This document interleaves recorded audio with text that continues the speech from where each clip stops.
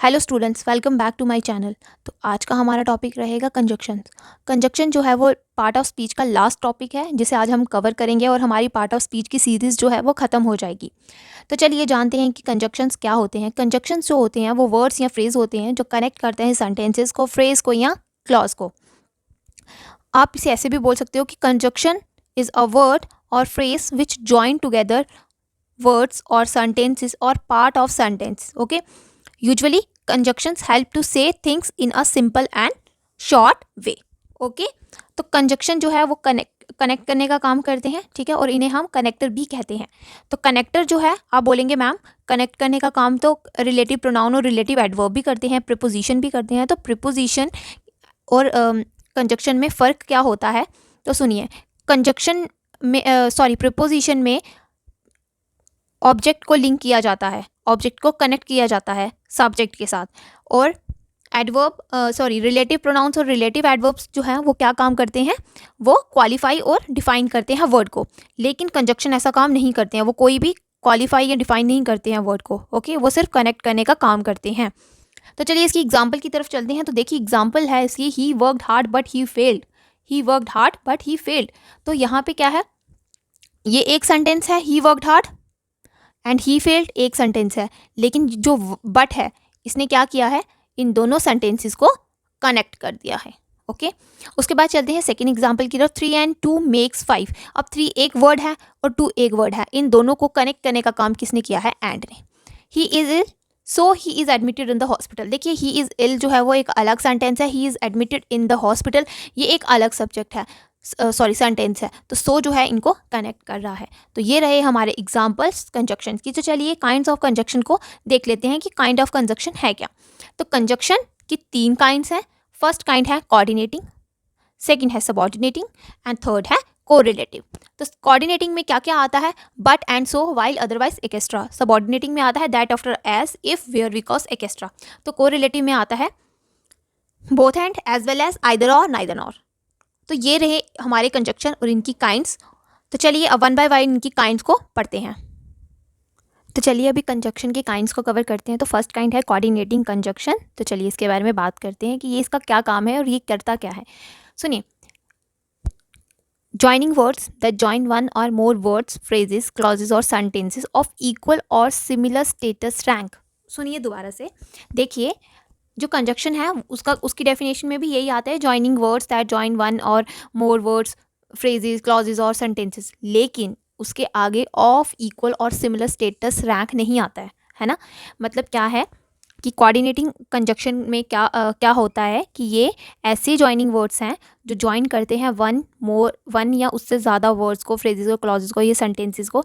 लेकिन वो sentences, phrases, clauses, words किसके होते हैं, वो क्या होते हैं, वो इक्वल या सिमिलर रैंक के होते हैं, ठीक है। और वो दे आर इंडिपेंडेंट, वो एक दूसरे पे डिपेंड नहीं करते हैं। एक सेंटेंस दूसरे पे डिपेंड नहीं करता है। ये क्या होते हैं, ये इंडिपेंडेंट सेंटेंसेस होते हैं। सुनिए, for example I get up early and get ready for office on time. तो सुनिए, ये जो सेंटेंस 1 है, ठीक है, एंड जॉइंस 2 इंडिपेंडेंट क्लॉजेस। यहाँ पे क्या कर रहा है, ये 2 इंडिपेंडेंट क्लॉजेस को ज्वाइन कर रहा है, ठीक है। Since both these clauses have independent meaning, they are equal in status और rank. Okay? चलिए सेकंड जो है उसमें क्या है, you and she are good friends, ठीक है। and joins 2 pronouns, यहाँ पे क्या है, you and she are the pronouns। तो यहाँ पे क्या कर रहा है, ये and जो है दोनों pronouns को join कर रहा है, both of which have equal status। और दोनों का क्या status है, equal status है, ठीक है। my father returned home late but my mother returns home early। अब सुनिए, इस सेंटेंस में क्या है, बट जॉइंस 2 क्लॉजेस। यहाँ पे क्या कर रहा है, वो 2 क्लॉजेस को ज्वाइन कर रहा है। Although these 2 clauses are opposite in sense, जबकि ये दोनों सेंटेंसेस जो हैं इनका क्या है, ये अपोजिट हैं एक दूसरे के। जैसे कि my father return home late, तो मदर जो है वो जल्दी आ जाते हैं और फादर जो है वो लेट आते हैं, ठीक है। They are independent of each other in expressing their individual sense, thus they are equal in status. तो ये दोनों क्या है, इक्वल स्टेटस है इनका। तो ये सब के सब सेंटेंसेस जो हैं ये इंडिपेंडेंट हैं। चलिए अब इसकी 4 काइंड्स के बारे में बात कर लेते हैं कि कोऑर्डिनेटिंग कंजक्शन की 4 काइंड्स होती हैं। सबसे पहले क्यूमुलेटिव की बात करते हैं। तो इसमें क्या होता है, ये only add one statement to another. Okay, ये क्या करता है, सिर्फ एक स्टेटमेंट को दूसरे में ऐड करता है, ठीक है। जैसे example, Riya as well as Siya is a student, तो मतलब एक एग्जाम्पल एक ही को क्या कर रहा है, उसमें एड अप कर रहा है, ठीक है। चलिए, एडवर्सिटिव, उसमें क्या होता है, ये एक्सप्रेस करता है ऑपोजिशन और कंट्रास्ट को दो स्टेटमेंट्स के बीच में। जैसे कि ही स्लो बट ही श्योर, ये क्या कर रहा है, इसमें कंट्रास्ट या ऑपोजिशन शो कर रहा है। जैसे Seema is poor still he is contented with whatever she has, ठीक है। तो यहाँ पे क्या है, शो होगा, दो चीजें शो होंगी, कंट्रास्ट और ऑपोजिशन। चलिए ऑल्टरनेटिव की बात करते हैं कि ऑल्टरनेटिव क्या होते हैं। तो ऑल्टरनेटिव में क्या होगा, ये जो होते हैं ये वर्ड्स होते हैं जो ज्वाइन करते हैं स्टेटमेंट्स को, और आपको साथ ही साथ दो ऑल्टरनेटिव भी प्रोवाइड करते हैं, जिसमें से आपने किसी एक को चूज करना होता है। जैसे आइदर और, नाइदर नॉर, और एल्स, ये जो है इन्हें बोलते हैं ऑल्टरनेटिव कंजक्शंस, ठीक है।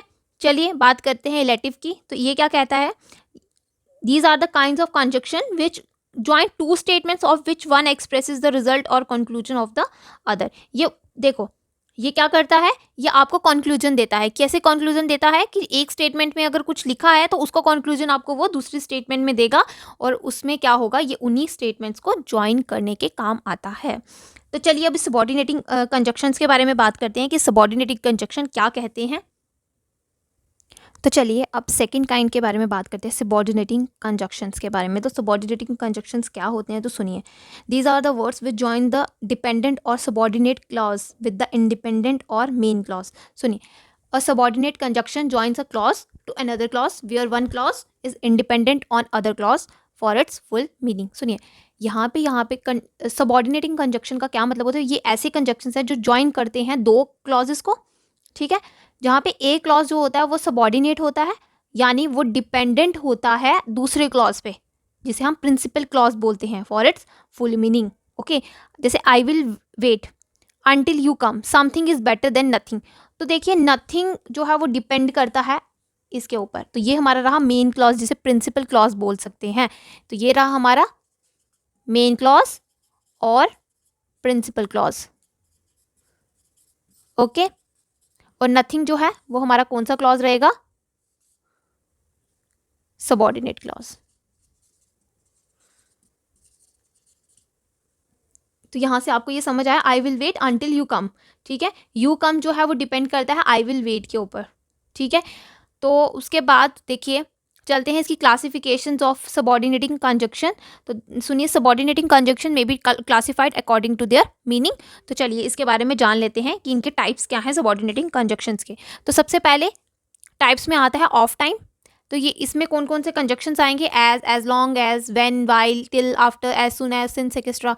प्लेस में आते हैं वेयर, वेयर एवर। रीजन में आते हैं as, because, since, why, extra. Purpose में आते हैं that, lest, so that, extra. Condition में आते हैं unless, provided, as if.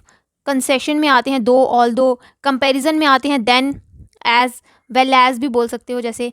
Result के लिए आते हैं सो दैट, दैट, सच। तो ये जो हैं ये हमारे सबऑर्डिनेटिंग कंजक्शंस हैं। तो चलिए अभी कोरिलेटिव कंजक्शंस के बारे में पढ़ लेते हैं कि वो क्या हैं।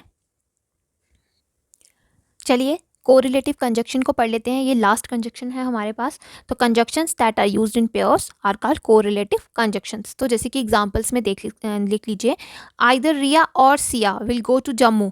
तो आइदर और जो है वो हमारा कोरिलेटिव कंजक्शन है। She is both beautiful and intelligent. Both and जो है हमारा क्या है, ये भी हमारे कोरिलेटिव कंजक्शंस हैं।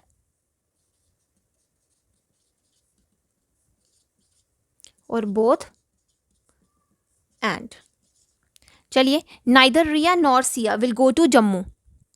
Neither Riya nor Siya will go to Jammu. तो नाइदर और नॉर जो है ये भी हमारा कोरिलेटिव कंजक्शन है, क्योंकि they are being used in pairs, so these are correlative conjunctions. तो फिर आता है though, he is poor yet he is honest. तो ये भी हमारा क्या रहा, correlative conjunction. He worked so hard that he fall ill. तो सो और दैट। उसके बाद आता है hardly he had stepped out of the house when the roof fell. तो हार्डली और व्हेन ये भी क्या है, हमारे कोरिलेटिव कंजक्शंस। तो चलिए, I don't know whether he will accompany मी और नॉट। तो वेदर और ये भी पेयर्स में है, तो ये भी हमारा क्या होगा, कोरिलेटिव कंजक्शन कहलाएगा। No sooner did the bell rang than the boys ran out of their classes. तो नो सूनर और देन, ये भी हमारे पास क्या रहा, कोरिलेटिव कंजक्शन। तो चलिए आज हमारा कंजक्शन यहीं पे ख़त्म होता है। होप करती हूँ आपको सब समझ आया होगा। हमारा पार्ट ऑफ स्पीच की जो सीरीज़ है वो भी यहाँ पे ख़त्म होती है। तो अब हम क्या करेंगे कि नए टॉपिक स्टार्ट करेंगे। तो अब हमारा नया टॉपिक जो होगा वो हमारा टेंस होगा। तो अब हम टेंस पढ़ेंगे। इसे ख़त्म कर दिया है हमने पार्ट ऑफ स्पीच को। अब हम टेंसेस की एक सीरीज़ शुरू करेंगे जिसमें आपको प्रेजेंट का एक मिलेगा वीडियो, पास्ट का अलग से मिलेगा और फ्यूचर का अलग से मिलेगा। तो आप ऐसे ही हमारे साथ बने रहिए। आपको टाइम टू टाइम सारे के सारे आपको टॉपिक्स कवर करवाते रहेंगे। तब तक के लिए थैंक यू। अपना ख्याल रखें।